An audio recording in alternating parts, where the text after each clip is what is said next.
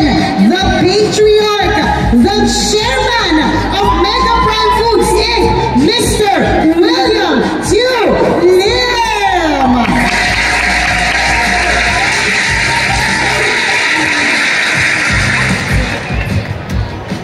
Okay, magandang hapon sa inyo lahat. Sinabi lang sa akin na pumasyal lang dito. Hindi naman sinabi mag-aakit ako rito para magsalita. Okay, sige, back to you. Totoo po ba yan? Natatakot po akong mali masabi ko po, baka hindi po ako bayaran.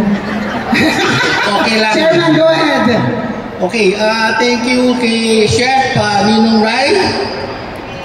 Magaling sa improvisations. Yes. Kasi kailangan maganda ang produkto ginagamit mo. Pag hindi sariwa, ano mangyayari? Hindi magandang salad, hindi rin maganda ang produktong lalabas, at hindi masarap tikman.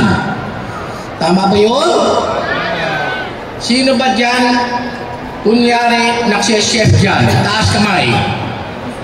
Mukhang lahat po na chairman. Kunyari lang, ha?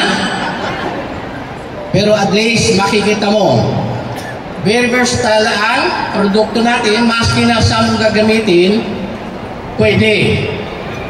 Because, sariwang-sariwa. At ibang-iba ang sardinas ng Mega kaysa sa ibang mga brand. Bakit? Marami nagtatanong sa akin, pare-pares naman lahat ng sardinas. Pero tandaan ninyo, Mega is a fishing company. Nag-umpisa tayo sa pag-fishing bago lang tayo nagtaroon ng planta ng kaning. Bakit nagtayo tayo ng kaning? Because we know for a fact that kaya natin mas magandang isda nilalagay sa lata, mas magandang lalabas ang pinakadulo ng produkto. Kaya hindi malansa. Tama ba? Yung pagpapalansa dahilan sa hindi magandang preservation sa isda. Imagine, mega lang kumpanya sa fishing, nagdadala pa tayo ng asin sa laot para pag namatay isda,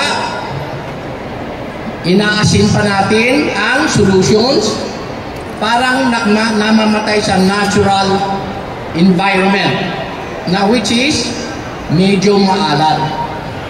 Kasi nagiging problema natin, nagpapalamig tayo ng isda. Anong ginagamit natin papalamig? Crush ice. Saan galing ang crush ice? Sa fresh water. Nung hinahalo natin ang crush ice doon sa seawater, nadadilute ang solutions. So, hindi na mamatay sa natural conditions. So, anong ginawa namin? Hindi bali gumastos tayo ng asin, basta pakisda, mamatay sa natural conditions sa laot. Nung ginawa namin yan, pinagtatawanan kami ng ibang fishing.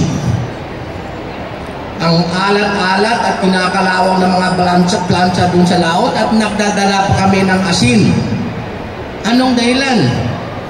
Yung purpose namin is hindi bali gumastos, basta maganda ang produkto sa dulo. Which is why naging #1 kami sa Mega Sardines sa Pilipinas. At maraming salamat sa suporta ninyo. Kaya naging #1 tayo. Palakpakan natin! Actually, maganda sa puso namin, at least papasalamat kami, nandito kayo lahat sa suporta ng Mega Sardines Month.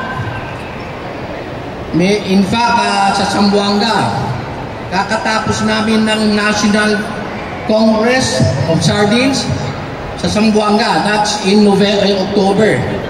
Taon-taon, nag-ano kami dyan. Yung itong apo ko, hello? Tinatawag ang tong nawala tuloy ang pagsasalita ko. Ini maganda, may mga apo kayo. Pero going back kay Chef Ninong Rai, nakita ko very versatile, very pag-iisip niya very simple. Kaya pag ganoon, kung magandang produkto, kayang-kaya dapat din yung gagawin yan. In fact, meron din kami mga contest sa regional cook fest. Gamitin ninyo sardinas, anong recipe, makakaroon tayo ng contest na pagandahan. So, in fact, marami nang hakirin dito. Ito, isang product lang. Mega Sardines Tomato Paste. Meron din tayong red Mega Sardines in tomato paste with chili. At pinag-usapan kanina, blue Mega Sardines in Spanish, in soya oil, Spanish style. Sino ba nakakatikim ng Mega Sardines Spanish style? Okay. Share ko lang sikreto sa inyo. Nung natapos ninyo, kinain ninyo yung isda, hindi ba may langis pa? Tandaan ninyo, huwag ninyo tatapon ng langis. Soya oil. Maganda pag ginisa ninyo sa kanin yan, mabango ang kanin. Subukan ninyo. Gigisahin yan, pinutosta pa, at malasang-malasa ang kanin ninyo. Okay? So at least yung mga tip na ganito, yun ang gusto namin i-share sa inyo para at least magamit din ninyo. Okay?